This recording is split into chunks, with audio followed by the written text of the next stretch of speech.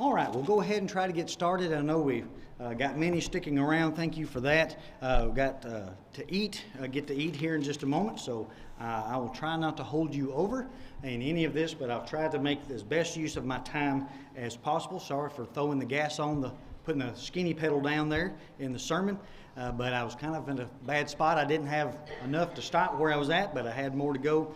Couldn't finish it there, or couldn't stop where we're going at, but hopefully that'll be beneficial to you with that. We're going to be continuing. I hope that that our recent study has helped you in wanting to study the Bible more.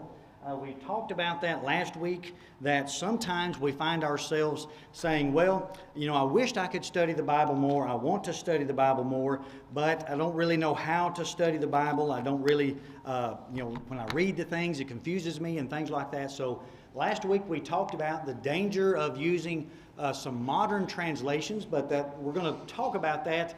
There is some benefit to those, but we just need to make sure we go back to the original language. I keep saying that. I know I mention it a lot when I preach. I mention it a lot in my Bible classes because it is very important to go back to what God has said. They're the inspired words, going back to the Hebrew, going back to the Greek. And we say, well, I'm not a scholar, but again, we looked last week about the tools that we could use.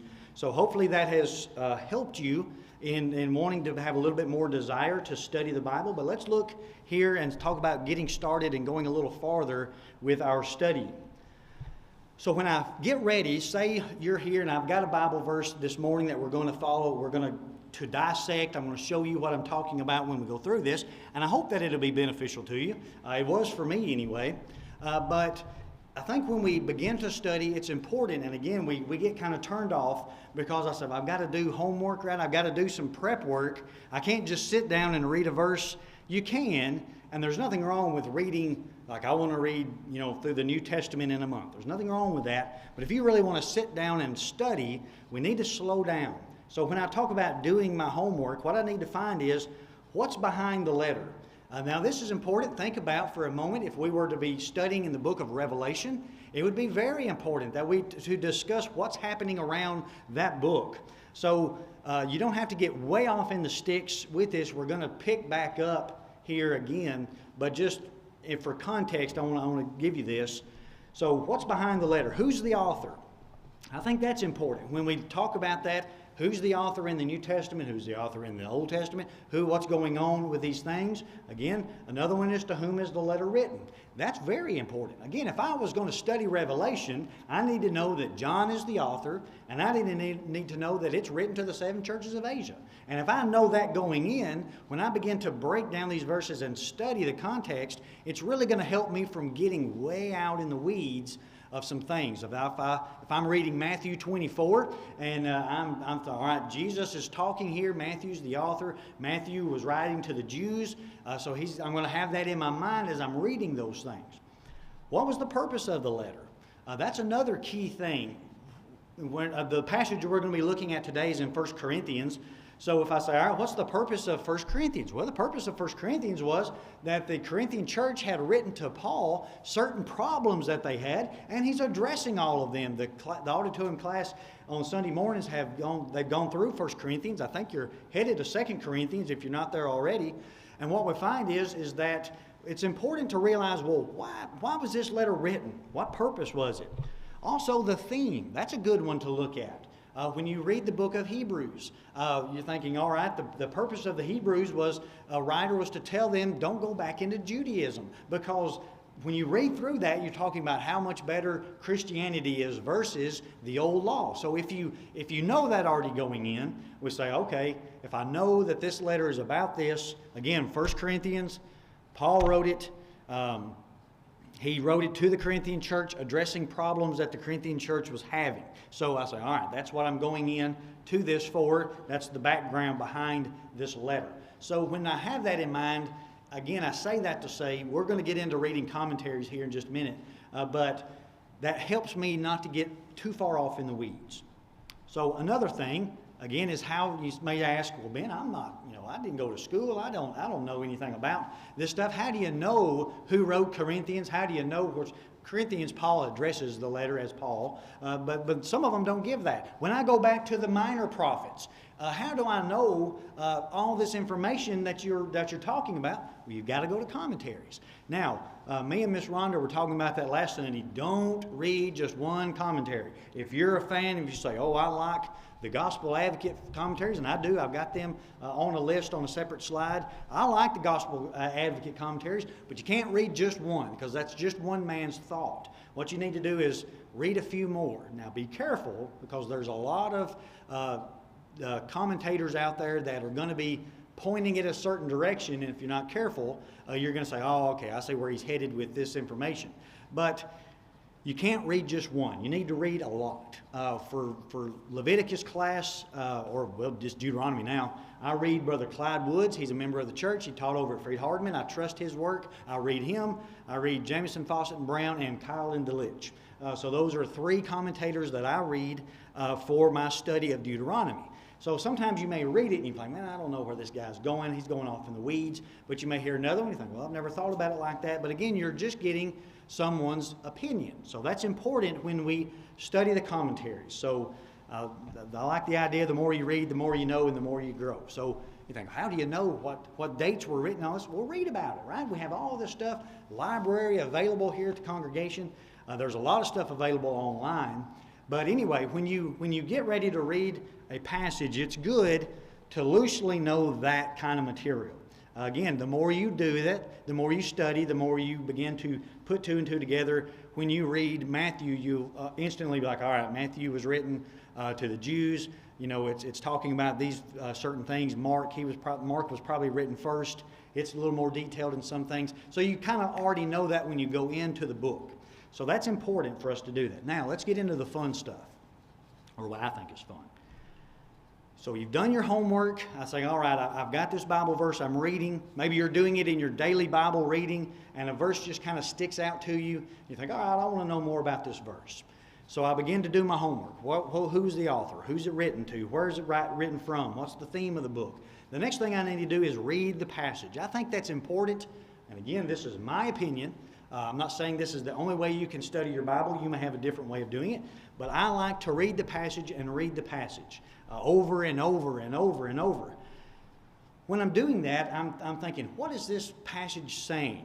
So what is kind of being talked, what do I think initially, right? Because we don't want to, notice I've got this exegete, do not eisegete. So those are two Greek words. One means to draw out of, and the other one, the eisegete, means to draw or to put into.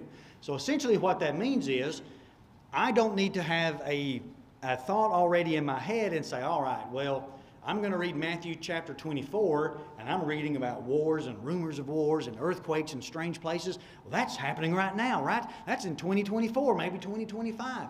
The election coming up. I don't want to eisegete into that and try to read into the passage. I want the passage to tell me what's going on. So when I read that passage, don't just read the one verse. As noted up here, read ahead, at least the chapter. Read it in its context. So read before the verse, read after the verse. What are we talking about in this chapter? Again, the chapter breaks are not inspired. They were given to us, so we didn't have to open up a big scroll and try to find where we were at. We were able to call the verses up quickly, and we can say, all right, here's where I'm wanting to go to in this, instead of trying to go down the list. So the chapters and the verses, headings are not inspired. That's important to note. They're just given for our reference. So at least do a chapter. If your Bible breaks it up in paragraphs, that's a good way. Look at the punctuation, things like that. Now, if you're reading from the King James Version, which I do recommend initially because of the tools that allow you to follow through with the King James, try reading in a different translation. If it's got a lot of old English words that you just don't know what they mean, and you think, man, I've read this and read this and read this, and I have no idea what's being said. Maybe go to the New King James, maybe go to the ASV, maybe the ESV, maybe the NASB. That's the only ones I go to. But I'm not going by them. We're going to get into here in just a minute. That's good to maybe help you understand the wording, but don't just say, all right, well, I've read it in my King James, now I've read it in my ESV, and I'm going to take that and I'm going to go on. We showed that, the dangers of that last week. So once you have read the passage, once you've kind of done your homework and you're like, all right, I've got a passage here, I'm wanting to examine it a little closer, what we need to do now is start looking up words. So this is where it's very fun for me. I don't know, you may not feel like that when you get to doing it, but to me, to break the verses down word by word, to me is one of the best times I have in studying the Bible. Typically, Brittany and I, joking, tell her about panning for gold, right? I've got this bucket, I've got this pan, and I've got a lot of dirt, I've got a lot of stuff I've got to kind of get out of the way, but I'm sifting through that, and then you'll see that little gold nugget, and that's what we're going to find today. I think we'll have time to do it. So this is where I'm getting at. Here's our verse. So I've been doing my Bible reading. Maybe it's for class, maybe a teacher, or maybe I had said something in a sermon, and I've noticed this verse in 1 Corinthians chapter 10, verse 13. There hath no temptation taken you but such as is common to man. But God is faithful, who will not suffer you to be tempted above that you are able, but will with the temptation also make a way to escape, that you might be able to bear it. Now many of us may have that verse memorized, or maybe we've read that verse. So we think, wow, that's a pretty interesting verse, that God's not going to tempt me over what I'm capable of. Maybe we have said this to someone, you know, they've had some trouble, and we say, look, you know, God doesn't tempt you over what you're supposed to be. That's not exactly what this verse means. So bear with me as we go through this. Maybe we have used it in a false way that way. That's okay if you have. I've done many of them. But we learn, and we grow, and we change the way we use the verses. So again, that's something wrong with cherry-picking verses. You got to be careful. I do that, especially with a topical sermon. I'll grab a verse here, here, here, and here, but it's better to keep it in its context, which I do. I feel like, I hope you know that I'm keeping it in context, proving the point that I'm trying to make. So typically what I do when I read this verse, I begin to look at certain words. Now, you can look up every word if you want, and I suggest you do that. Start you with a blank sheet of paper and just put there, hath, no, and just start writing down that page and then write out through there. But typically, I'll look at words like temptation. That kind of sticks out. There hath no temptation. So what are we talking about? Is that an inward temptation? Is it an outward trial? What is a temptation? The idea of it taking me, that there has no temptation taken me. What is involved with a temptation taking me? So that kind of sticks out to me. What is common to man? Right? What is a temptation that's common to everyone? Is that what it's meaning in the word, or something different? Faithful, that's another word that sticks out to me, but God is faithful. How is God faithful? What does it mean to say God is faithful? Suffer. We don't use that. Suffer usually. When I think of suffering, I think about Carson being out there on the football field, grinding it out for 4 quarters. He's suffering. That's not what this word means. That's not what this word is talking about here. So we think, all right, well, I hear suffer. So what does that mean? All right. Again, we find tempted. We're going to see that there's 2 words in this verse that have 2 different Greek words. The tempted is not one of them, but it's important. Don't just say, well, I see temptation 3 times. Well, I see temptation, temptation, and tempted. It's the same Greek word. No, look them up. Above. What does it mean to be tempted above that which I am able? See, you're beginning to kind of ask questions in this verse you want to answer. This was interesting to me, but will with the temptation. Does that mean God is tempting me? I've read, and when I spoke in the sermon, that God doesn't tempt man. So, but will with the temptation, is God giving me this temptation and He's giving me the way to escape? What does this mean? We're going to get into that. But again, ask these questions. Again, we find the word temptation. Also make. How is God making a way to escape? And again, that word escape, what does that mean? That He's going to leave a door right there? There's just going to be a way that I can escape, get out of the situation? What does this mean? And then finally, bear. So to me, again, this is the way I study a verse. I begin to ask these things. Well, how is this verse teaching this? And what's the principles taught? And then when you do this more and more, you'll be like myself. Your mind will start hearing, but I thought God didn't tempt people, right? Where's that verse at? And you got to go find it. Now, again, we're digging. We're panning for gold. So let's look at this. Let's kind of break this down quickly.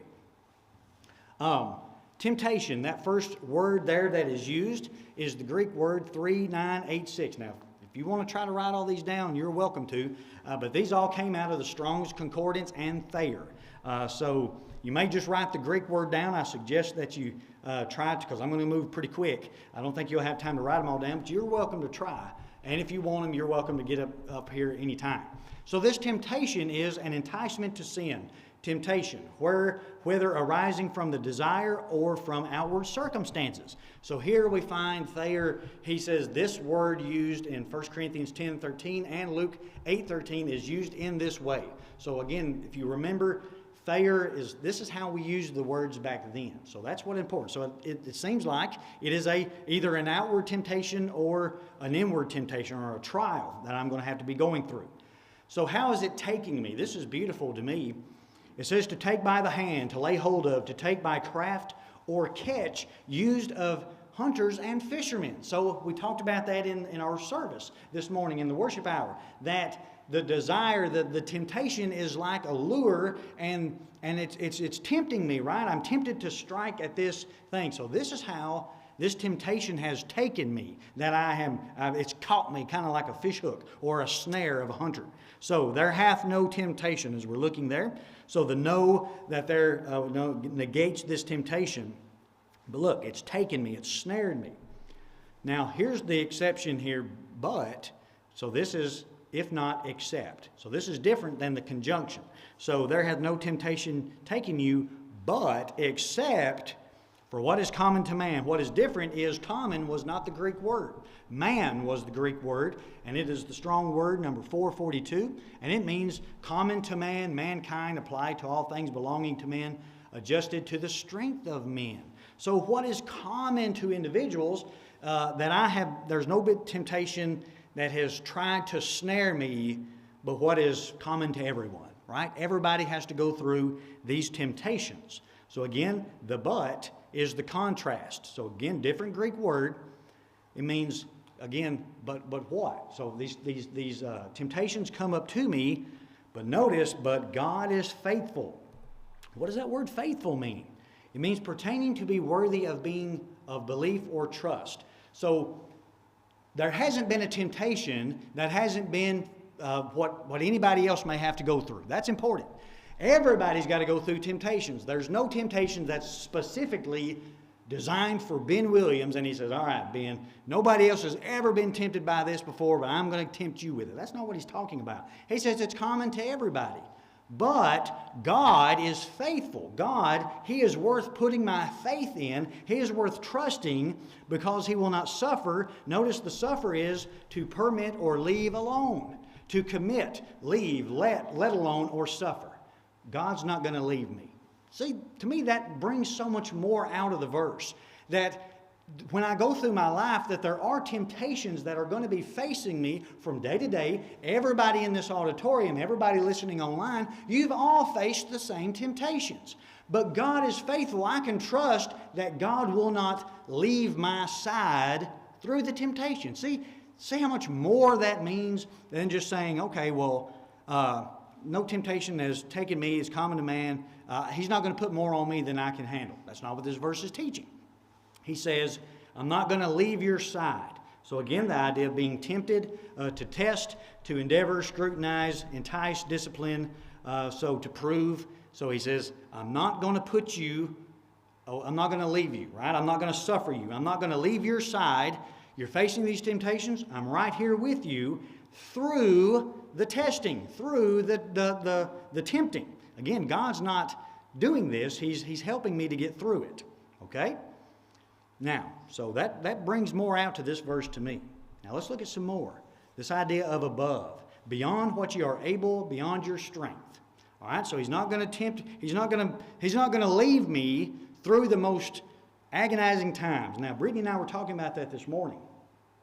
Do not misapply this verse to someone and say, well, you know, I know you lost your child, but God won't put more on you than what you can bear. Friends, that's not the way this verse is written. What that implies is that if I can go through my life and my boys are safe and they grow up and they die old men, then that means my faith wasn't as great as yours. Now you have so much faith in God that God says, I'm going to take your child. You see where the danger in that is? Because, well, like Brady and I were talking about, this says, well, I don't want to have any faith then, because if I don't have any faith, then God's not going to put anything more on top of me than the faith that I have. So why would I gain my strength? In fact, James teaches us in James 1, beginning there in verse 2, that with the trials and temptations, my faith grows. So it can't mean that God is going to put more on me if my faith is stronger. That's not what the Bible, what this verse teaches. He just says that He's going to be there for you to help you through this temptation, right? That He's not going to leave you, even in the worst of it.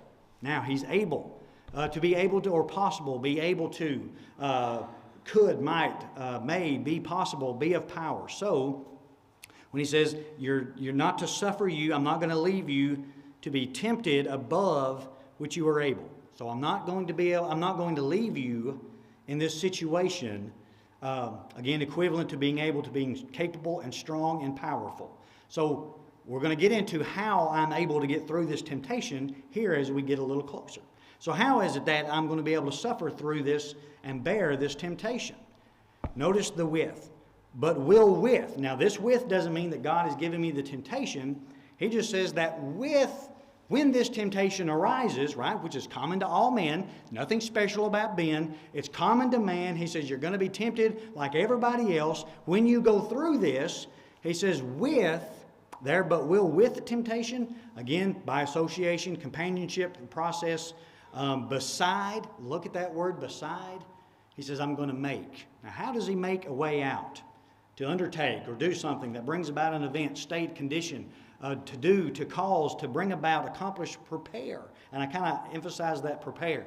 So God says, I've got a way for you to get out of this temptation when you face this. And here's where we find the little golden nugget, right here, I think. Escape. What's my escape? I'm going through this temptation. I'm not anything special, right? Everybody's had to go through this. I told Brittany that's when I get a little hard-hearted, when people are like, well, I had a bad childhood. Like, hey, get in line, right? Who didn't maybe had a bad childhood? People have that. That's no excuse, right? Temptations are common to individuals. Well, we say, how am I going to get this help, God? He says, I'm not going to leave you. I'm not going to leave your side. Notice the escape is a way out of some difficulty, a way out, an end. To the egress there is the action of going out or leaving a place. Notice the way out. What's my way out? It says it is applied figuratively to the way of escape from temptation, into which one, these two Greek words here, notice one says arise or come in, enter in, go in, or to carry inward, literally or figuratively, to bring in, to lead into. Now, you may not agree with me in this, and that's okay, but to me, if God is right here by my side, and I'm facing temptations that everybody has to face, right? There hath no temptation taken you but such as is common to man. Everybody faces this, but God is faithful. He's worth trusting in, who will not leave my side through the temptation above what I'm able to stand, right? Through everything that I'm going through, but with the temptation will also make a way of escape, and that way of escape, I think, is to go back to God, that He's right there. That my way out is not to go out into the sin, but to go out of that temptation back into God. And say, I'm going inward, right? To carry inward, to bring in, to lead into. That God says, I'm right here, right? God's never left our side. He said, even through the darkest times of our life, who's been there? God, right? You go back into the Old Testament. And we were talking about this in our youth now, right? Joseph, he's put in prison. People have forgotten about him. He's been sold into slavery, right? All that bad stuff. But who was with him? God. He says, I'm right here. So if I'm going through a temptation, God has not designed this to, He's not saying, I'm going to tempt you, Ben, and I'm going to give you a way out. Pick and choose. No, God says these things are common, but if you're looking for a way out, you need to come back to me. And I think that's beautiful. I think that's such a deeper meaning of this passage to say, all right, I'm in this tight spot, but where do I need to go? I need to come back to God. I need to go back, right? I need to go back to Him. And notice that word bear. Bear is by being under, bear up. Again, a thing placed on one's shoulders. I like that, bear patiently to endure. When I'm going through this, I don't know, maybe I'm reading a little too much into it, but God's there. He's able to help me carry that, right? I can go to Him. I can take comfort in that. I can bear this temptation. If I lose a child, again, it's common to man. Is God going to, He says, well, if your faith is so great, Ben, that's why God did that. No, I don't think that's the case. It's common to everybody, but as I go through this temptation, He's right there beside me to help me get through this. And by doing so, He's helping me lift up that burden, and I'm able to bear it. Now, you may not agree with me with that, but that's how, when you go back and look at the original language, and you look at the way these words were used in the first century in that Greek, and again, see how much more that verse means to me now, that it says, oh wow, so when I face temptations, when I go out tomorrow, now I know that God's right there with me and He's going to help me get through the temptation. Versus me saying, well, I don't have to worry about being temptation. God's not going to put more on me than what I'm able to bear. And He'll give me a way of escape. I don't know how that is really, but I know what the Bible says it. He's going to make a way of escape, and I'm going to be able to get through it. See, there's more in that verse. And look, that's one verse in 1 Corinthians chapter 10. Now you take that and you begin to say, all right, let's go back through. And in fact, in context, when they were talking about in chapter 10 of 1 Corinthians, he's saying that these people, the Israelites, they were given to us as examples. And he's saying in verse 7, don't be idolaters, don't be fornicators, don't tempt Christ, don't be murmurers. So he says, all right, you're going to fall into this temptation, but don't fall into them like them, right? You're going to have to go through that. Again, verse 11 of 1 Corinthians 10, now these things happened to them for examples, that they were written for our admonition or our warning, upon whom the ends of the world are come. Again, verse 12, wherefore let him that thinketh he standeth take heed lest he fall. That means I can apostatize. That means I can be in the right relationship with God. I can fall away. Then he says, there hath no temptation taken you as such as common to man. So temptations are going to come, but how do I get through the temptation?